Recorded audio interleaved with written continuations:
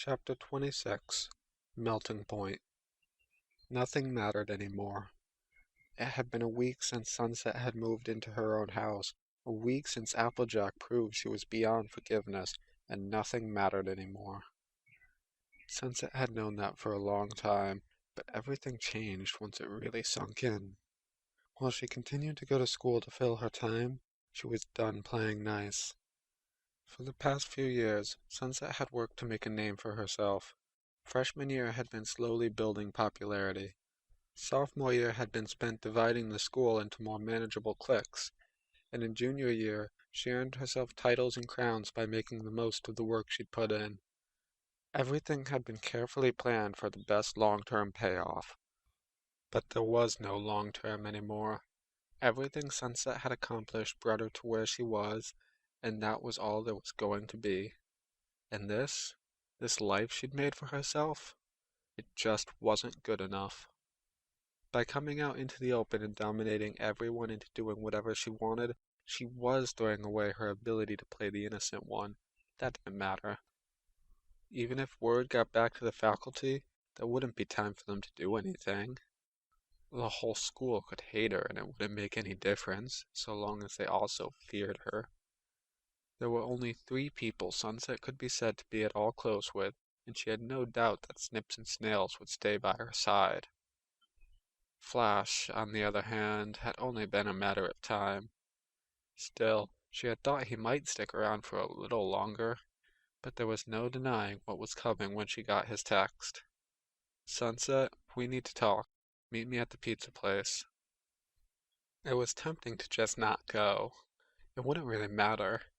Whether they broke up or not, Sunset would be gone in just over 2 weeks. But it wasn't like she had anything better to do. She'd dropped journalism once she found better ways to fill her time, like a job. But she didn't have work on Mondays, so there was nothing waiting for her except an empty house. She wasn't in a hurry to get back to that. Although they had met at school, the pizzeria was where Sunset and Flash had actually talked for the first time.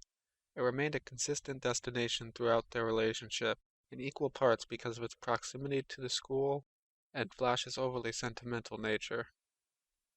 There was no sign of Loverboy when she arrived, so she bought a soda and chose a seat. Although she was a little hungry, she opted to not order any pizza. She wasn't planning on sticking around long enough to eat. This was what she wanted, really. One less loose end when she went back to Equestria. And if Flash was pushed to the point of hating her, they wouldn't need to draw this out over the rest of the month. It was only a minute or two until Flash showed up. Like her, he didn't bother to order anything. Good. That meant neither of them were holding any delusions that this could be an amicable meeting. "Hey, Sunset," he said as he sat down. He already sounded defeated.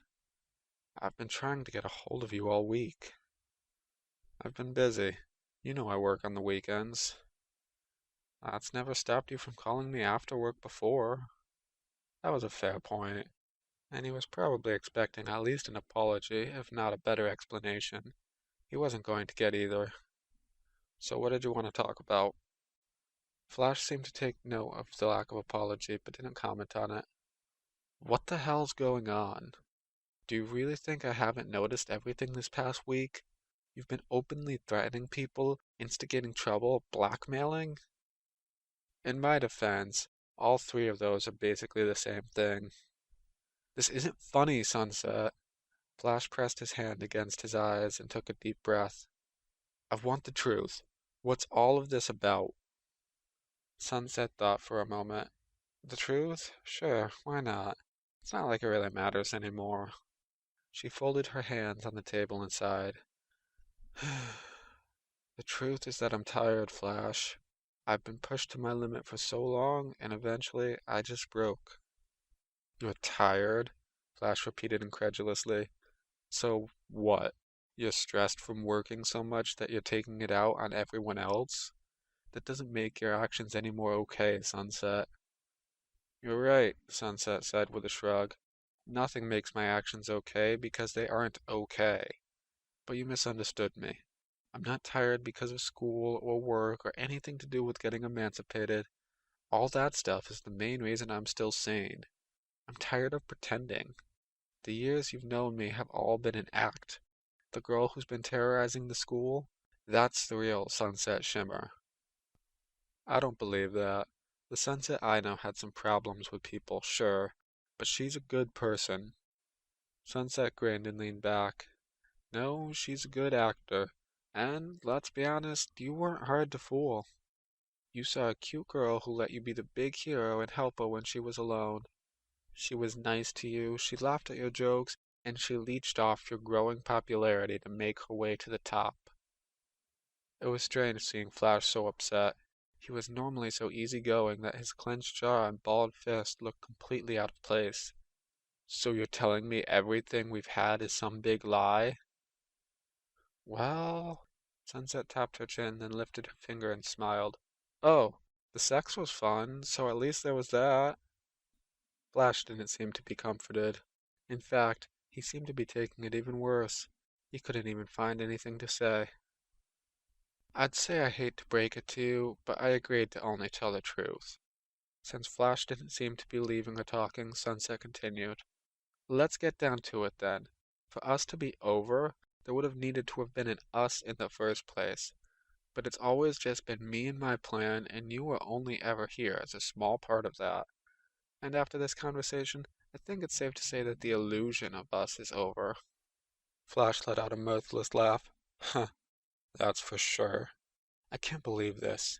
I can't believe you. I always thought you were such an amazing person. Anyone ever tell you about things that seem too good to be true? You know I'm not just gonna sit by while you screw over the school, right? Sunset shrugged. You can do what you want. I doubt you'll be able to stop me by this point. Candlelight High School is mine. We'll see about that. Sunset laughed. Guess we will. Either way, it doesn't really matter to me. I just didn't feel like pretending anymore. She took a sip of her soda, then sat up excitedly. So, it's safe to say that we won't have another friendly discussion like this, and I did say I'd give you complete honesty. So tell me, is there anything else you want to know before we go our separate ways? Flash hesitated a moment before fixing her with a hard stare. Did you ever love me? Sunset grinned and waved a hand dismissively. Ah, that's an easy one. Of course not. To tell you the truth, I don't think I'm even able to love anyone. Flash finally stood up. Fine. One more question. Are you really happy like this? Sunset's smile fell away. No. No, I don't think I can ever be happy either. Sunset matched his glare. Our little Q&A is over, so get the fuck out of my sight. Flash left without a word, and Sunset just watched as another loose end severed itself. Do you really hate me that much? Yeah, I do. Sunset sighed. If Flash was pushed to the point of hating her, then she wouldn't be able to hurt him anymore. Might as well make the most of her day. She stood up and casually walked over to the counter to get herself some lunch after all. There was nothing quite like riding her motorcycle. Sunset had taken to driving immediately, reveling the control she felt when she was behind the wheel of the cars in the driver's ed class. It had been an unexpected highlight of her life on Earth that paled in comparison to what she felt on her motorcycle. The smaller size gave her more freedom and made cars feel overly large and cumbersome. Looking for a chance to clear her mind and kill some time before heading home, Sunset took a ride around town. She had roamed much of the city when she was younger, always on the lookout for the portal back home, so there was no end to familiar sights. Sunset felt like she should be feeling something more about the idea of leaving what had been 11 years of her life behind, but she remained as apathetic as ever. But driving around the city could only occupy so much of her time. Other vehicles were nothing but moving obstacles that added to the thrill, but every stop sign or red light was a disruption in the otherwise perfect experience. Besides, even though it was only a few days after payday, her bills ensured she had only about $50 to last until the next one. Even if she was leaving in a few more weeks, she wanted to make sure the electricity, gas, and water stayed on until then. Still, it was with reluctance that she went home. She tried to make plans for how she could fill the time, books she could read, movies she could watch. but she had low expectations for the rest of her day. And yet somehow she was still disappointed when she arrived home to find a car parked out front. She pulled up alongside it, taking off her helmet as the window rolled down. "Hey, Violet. Wasn't expecting to see you today." "Hello, Sunset. I was just in the area and thought I'd check in on how things are going with the new house." "Sounds good." Did not. Sunset wasn't supposed to have her monthly meeting with Violet for another week. This felt like a pop quiz, and Sunset was not prepared for it. "Give me a minute to put my bike away." Violet nodded and rolled her window back up. Sunset put her helmet back on and drove over the lawn to get to the back door. She cut the engine off and dismounted to walk it up the ramp into the kitchen. "I guess I'll never get that shed." There was no way that Bottled Lightning would be coming to help her with anything around the house after she broke up with his son. Just a few more weeks, then none of this would matter anymore. At least it gave her an excuse to go through the back and do a quick check of the house to make sure there wasn't anything that could get her in trouble. Since she no longer had a legal guardian, she wasn't exactly sure what would happen if Violet found out she was drinking, but she wasn't in a hurry to find out. Once she decided that the coast was clear, Sunset opened the front door. Violet was waiting on the other side, so Sunset stepped aside to let her in. "So, liking the new place?" Violet asked as she took a look around. "Yeah, it's great." Sunset turned her computer chair towards the couch and sat in it. Even as small as it was, the couch could sit two people comfortably, but Sunset would prefer to avoid being that close to another person if possible. Even Violet, whom Sunset had known just about as long as she'd known anyone else. Violet followed Sunset's cue and took her seat on the couch. "I'm glad to hear it. I imagine it must be quite the change to get used to." "Yeah, that's true. I keep half expecting someone to knock on the door to tell me to come to dinner, or that it's time for bed, or just something." "Don't tell me you're lonely after waiting for this for so long," Violet said with a smirk. "No, no, not lonely. It's just different." Sunset smiled. "But it's nice. I'm not home too much between school and work, but when I am, it's a lot more relaxing." "I know what you mean. Speaking of school, I trust you've realized by now that there wouldn't be any short-term repercussions if you don't go." Sunset had always admired Violet's self-assurance. There wasn't a trace of doubt in her tone. She wasn't worried about cluing Sunset into that fact because she knew that although they'd never spoken about it, Sunset had definitely figured it out. She was so sure that she hadn't even bothered to include the "but" part of her thought. "Yeah, that one hit me pretty early on. But I also know that I need to keep both my grades and attendance up if I want to get into a good college." Violet nodded. "Of course." Checking had been a formality, as she clearly never doubted Sunset for a moment. "I did miss a few class periods on the first day." Sunset looked off to the side just a bit, conveying that she was a little embarrassed without making it look like a big deal.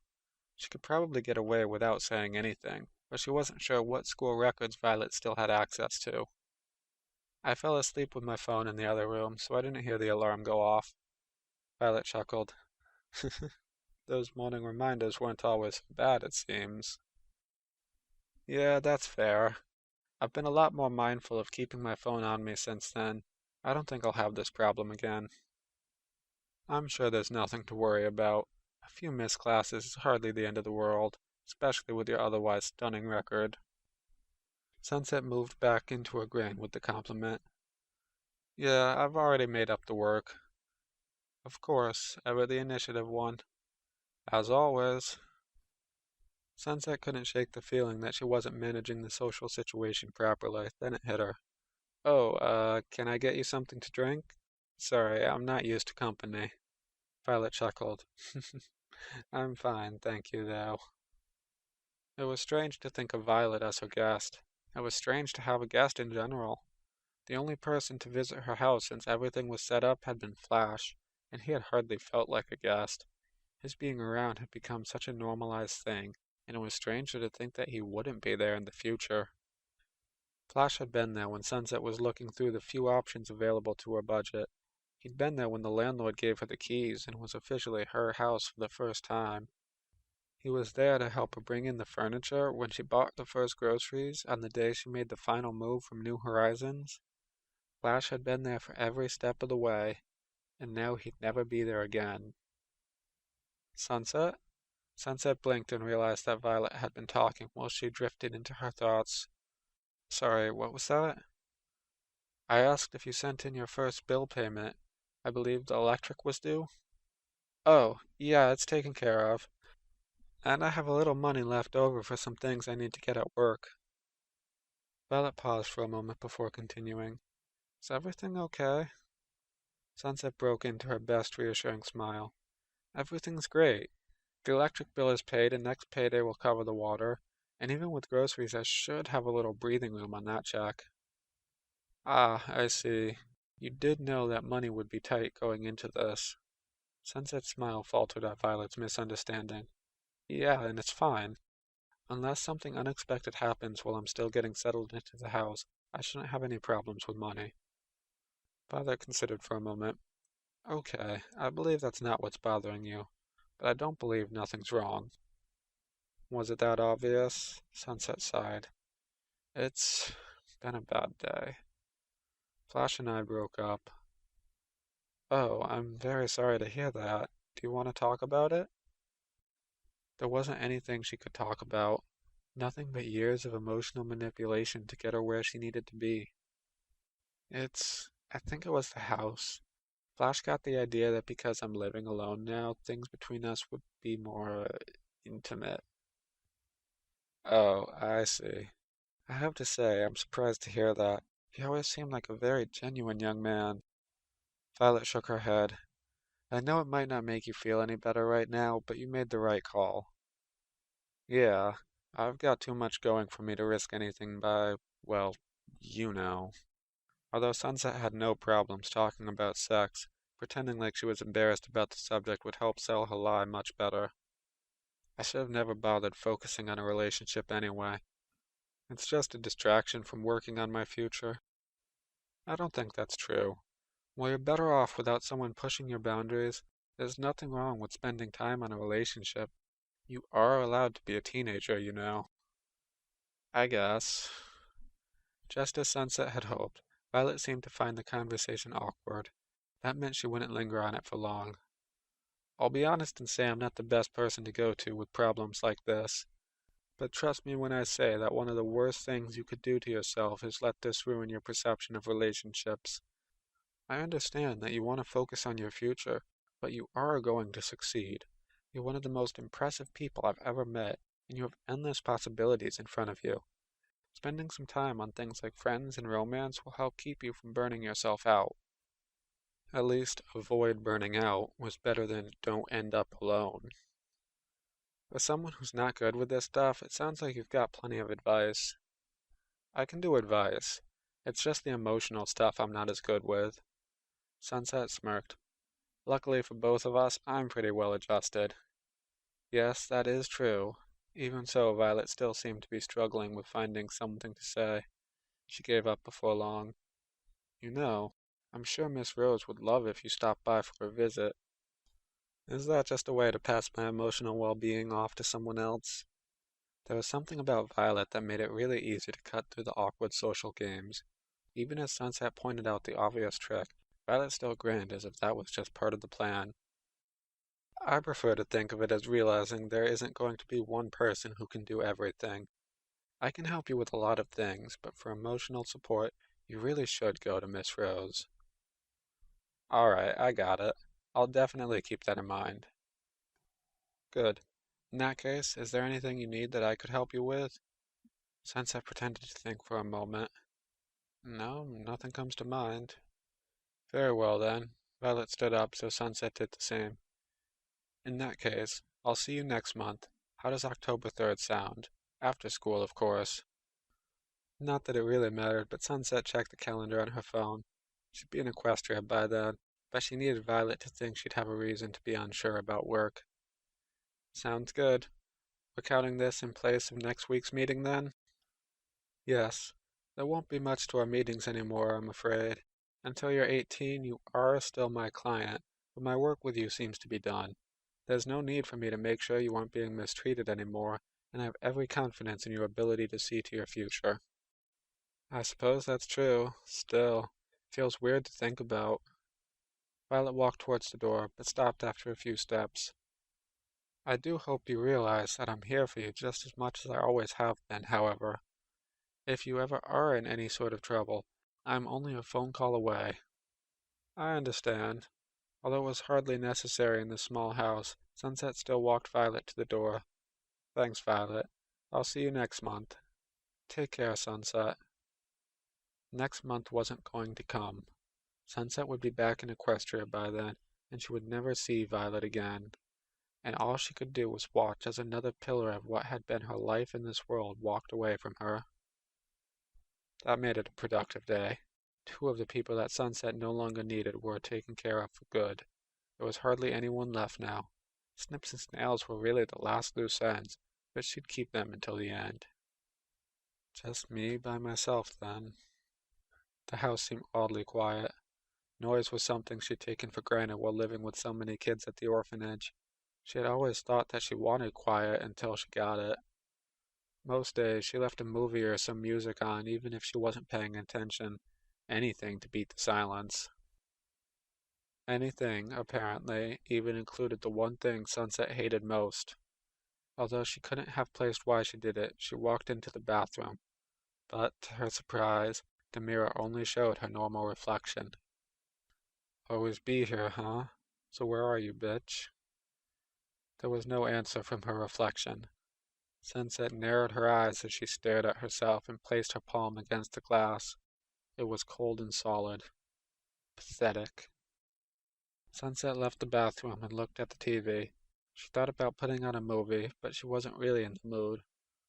Besides, it was approaching evening, and the only thing she'd had to eat all day was a slice of pizza. Figuring out what to do for dinner would be a smarter choice. She made her way into the kitchen and checked her cabinets and refrigerator. Nothing stood out to her. Even if she found something to eat, she'd have to make it, which was also unappealing. Ordering food sounded a lot better, so she quickly ran through a list of things she needed to get in her mind. It was all stuff she needed, but she supposed most of it could wait until Friday's paycheck. She looked at a bike and smiled. Going to get food herself would save on the delivery fee, and she wouldn't be left home alone while she waited for it to arrive. After a quick stop at her bedroom to empty her backpack so she could have something to bring the food back in, Sunset was ready to go. The bike's engine was still warm as she walked it down the ramp, and she could already see most of her disposable income over the next few weeks disappearing in gas. The engine started with a roar that chased away the silence. It was perfect. She took it slow until she made it onto the road, then hit the gas. If anything was going to try and chase after her, it'd have to catch her first. Food was quickly forgotten in place of speed, and Sunset drove without much of a destination in mind. She drove as the sun set, and then kept driving. She traveled through parts of town that she'd never been to before, scarcely even noticing the world around her. As she drove, she tried not to think about anything. Rose Petal, Violet Dusk, Flash Sentry, Applejack, they were all part of a past that wouldn't follow her to Equestria. Her house, her job, her status at Canterlot High, none of it mattered anymore, so Sunset tried to push it all from her mind. It almost worked. The world passing her at a blur, the roar of the engine as she pulled back the throttle, the wind that was strong enough to chill her even through her leather jacket and helmet. It was almost enough. It didn't erase the thoughts, but it did help cover them up. But as much as she wanted to just keep going, the gas needle couldn't be ignored. She let it get close to empty before pulling over at a gas station. She was back in a part of town she recognized, and she was a little surprised to see she was so far from her house. It all came back when she stopped. There was no helping it, and she knew that. These thoughts were part of this town, and she would only be free from them when she was back in Equestria. Oh well. She'd just have to do whatever she could to make the most of her time here. She didn't like leaving her bike alone, so she was in and out of the gas station as quickly as possible. Anticipating more rides like this one, she bought more gas than she knew she'd really need. Excuse me, someone said as she walked back to the pump. Could you help me out with $1? I'm just trying to get something to eat. Sunset turned to see a man. His clothes were old and faded, and he looked like he was in his 30s. Sorry, I don't. She grinned as she got an idea. Actually, we could help each other out. There's a liquor store down the street. I'll give you $10 to go in and buy something for me. He took a moment to respond, clearly surprised at the offer. How old are you? It wasn't an immediate refusal, which meant she could sway him. How hungry are you? Not hungry enough to give booze to a kid. Sunset started pumping her gas and turned to face him properly. Look, I'm not a kid. I'm 19, which is old enough to drink in most other countries. I'm not in school. I have my own apartment. I've got a job. And I mean, how many kids drive motorcycles? What, you think my parents would be cool with letting their 15-year-old or whatever go out on a motorcycle? I guess that makes sense. And anyway, it's not like we'll be hanging around together long enough to get you in trouble. But it's up to you. I'm not going to beg you or anything. The gas pump shut off, so she replaced the nozzle. So what'll it be? He looked at her hesitantly, and Sunset knew he wanted to say yes.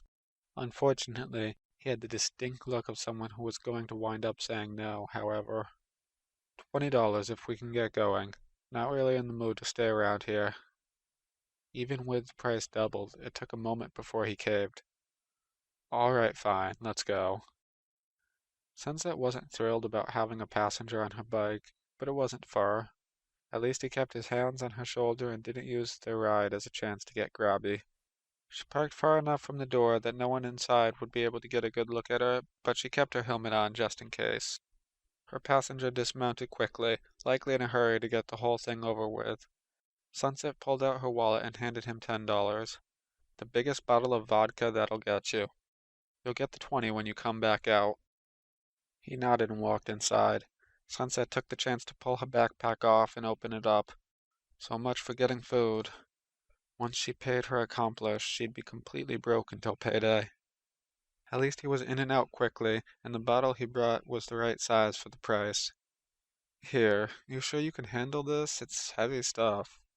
Sunset laughed as she shoved it in her backpack. Don't worry about me.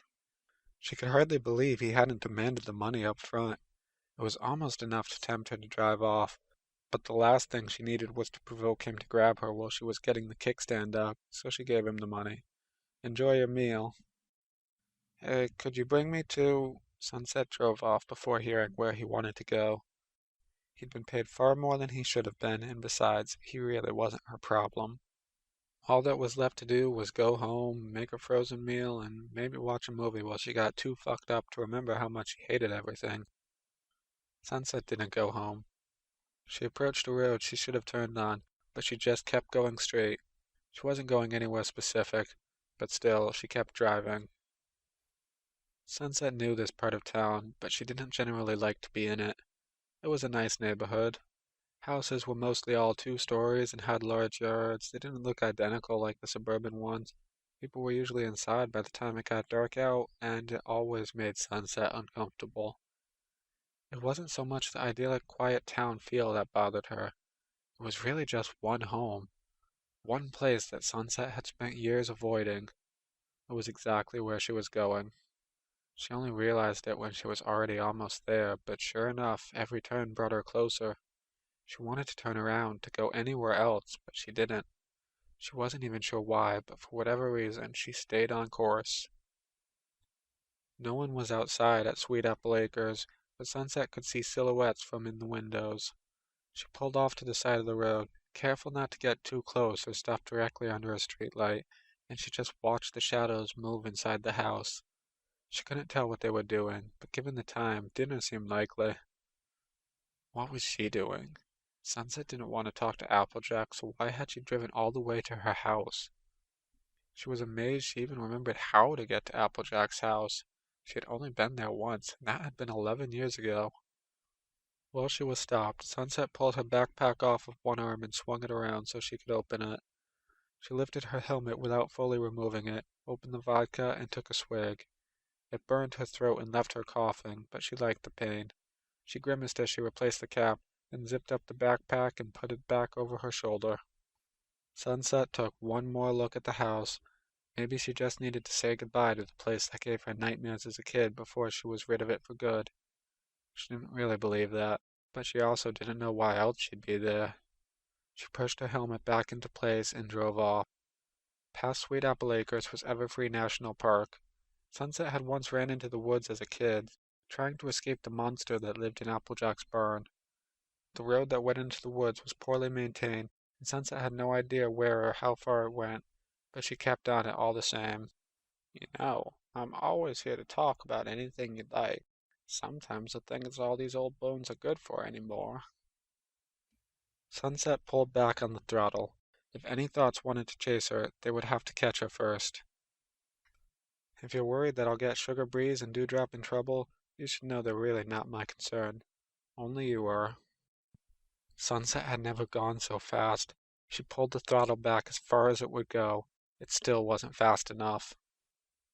Then I want to learn, who is the real Sunset Shimmer? It was amazing. There was nothing around to get in her way. No red lights, no stop sign, just acre after acre of trees speeding past too fast to see. You need people in your life, and I want to be one of them if you let me. Everything would be perfect if Sunset could just shut out her thoughts. She just needed to go fast enough to outrun the memories. Although, to tell you the truth, I feel a lot better having you around. Stop it. Stop thinking about the past. None of that mattered anymore. I hate that I think about you. I hate that you're so fucking good. I hate that you came back into my life. Stop it, stop it, stop it, stop it, stop it, stop it! Sunset screeched to a stop so fast she almost fell off her bike. She killed the engine and pulled off her helmet, not paying any mind as it fell to the ground. She dismounted her bike and didn't bother with her kickstand, letting that fall as well. She only made it a few steps before she stumbled and fell herself. She didn't get up. Her head was spinning from the rapid change in speed, so she held it in her hands as she willed the world around her to stand still. Sunset screamed. It was all too much. More than a decade of pushing everyone exactly where she wanted them to get exactly what she wanted from them. And it all came rushing back to her. It's not my fault. No one was around to answer her. I didn't ask for any of this. I didn't know what the mirror would do to me. This wasn't supposed to happen. She looked around in the trees. There had to be something in the woods, anything at all. But she saw nothing. Even the shadows remained perfectly still, refusing to play any sinister tricks on her tonight. I just want to go home. There was no one around, but at least she had one thing. She took off her backpack and pulled out the vodka. She pulled off the cap and drank deeply, determined to drink until she forgot how much she hated herself. It burned, but Sunset deserved to burn. She only stopped when she started to cough, and she felt like she was going to throw up. She curled into a ball and held her hands between her arms. I'm sorry. I'm sorry that I'm such a shitty person to everyone who tries to help me. I'm sorry that I only hurt everyone I care about. I'm sorry. There was no answer. No demonic version of herself. No replacement who could succeed in all the ways Sunset failed. No distortion of her former mentor chanting her name. None of the things that had tortured her over the years. There was nobody except for Sunset herself, and that was the worst of all.